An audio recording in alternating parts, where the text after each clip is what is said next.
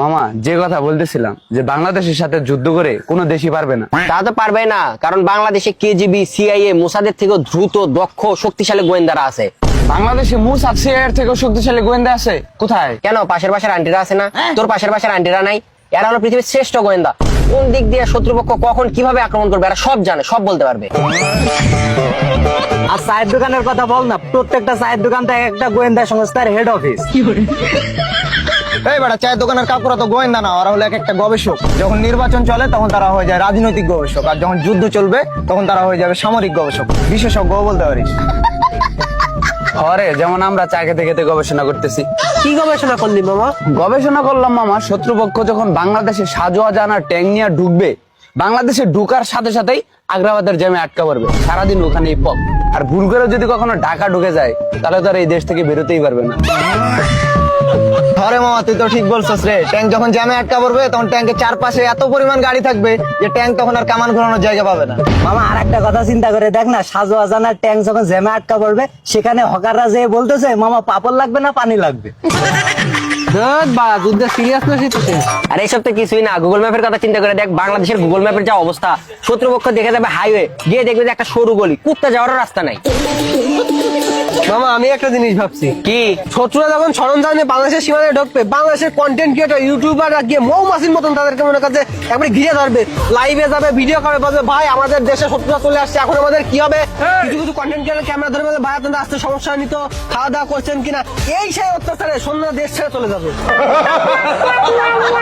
একদম মামা, বাংলাদেশের কন্টেন্ট ক্রিয়েটর হলো আমাদের মূল শক্তি। যুদ্ধকালীন সময় মনে কর যে মানবতার রেফারিওয়ালারা যুদ্ধের জন্য ফান্ড কালেকশন করবে, কন্টেন্ট ক্রিয়েটররা উৎপেতে থাকবে কখন শত্রু আসবে, তাদেরকে যে ক্যামেরা ধরবে, কন্টেন্ট বানাবে। তারপরে বাংলাদেশের যত ইউটিউবার আছে সবাই হয়ে যাবে সামরিক বিশেষজ্ঞ। থরসব বিল্লাল ভাই আমাদের মোটিভেশন দেবে ছন্দের মাধ্যমে। আর আর এটা বানিয়ে দিত। তুই এই কথা বলতেছিস, তাহলে আমি একটা কথা বলি। যুদ্ধ চলাকালীন সময়ে শত্রুপক্ষের লিডার যতগুলো ফেসবুক পোস্ট করবে, প্রত্যেকটা পোস্টে বাংলাদেশের জনগণ হাহারি একটা বন্যা বসাই দিবে। এতে করে কি হবে? শত্রুপক্ষের লিডারের মনোবল হয়ে যাবে দুর্বল, পরে যুদ্ধ ছেড়ে পালিয়ে যাবে। আমি একটা জিনিস ভাবলাম, কি?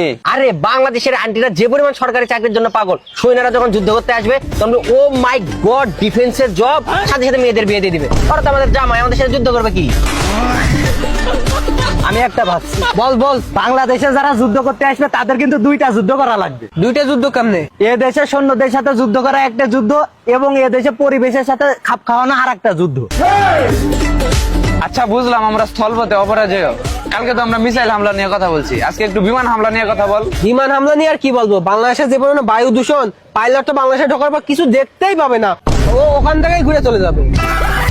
আচ্ছা বুঝলাম, আমরা আকাশ পথেও অপরে যাবো। এবার নৌপথ নিয়ে কেউ কিছু বল। আমরা নৌপথে অপরাজয়। বাংলাদেশে যদি কোনো দেশের যুদ্ধ জাহাজ ঢুকে, ওর উপরে দেখবি যে বরিশালের একটা লঞ্চ তৈলা দিছে, নৌজাহাজ ডুবে গেছে। আরে মামা আর একটা কথা বল না, মেঘনা নদীতে যদি কোনো যুদ্ধ জাহাজ ঢোকে তাহলে দেখবে যে বালুরঘাট থেকে 2 লুঙ্গিপাড়া কাগজের রসিদ ধরাই দিছে, বলবে এটা ইজারা নিয়ে ঘাট, টাকা দাও। আর হ্যাঁ, পদ্মা নদীতে তো কোনো সাবমেরিনও ঢুকতে পারবে না, ইলিশ মাছ ধরা কারেন্ট জালে আটকা পড়ে যাবে। আর কোন জাহাজ ভুলেও যদি বুড়িগঙ্গাতে ঢোকে তাইলে মামা থাক, ওইটা বলা লাগবে না।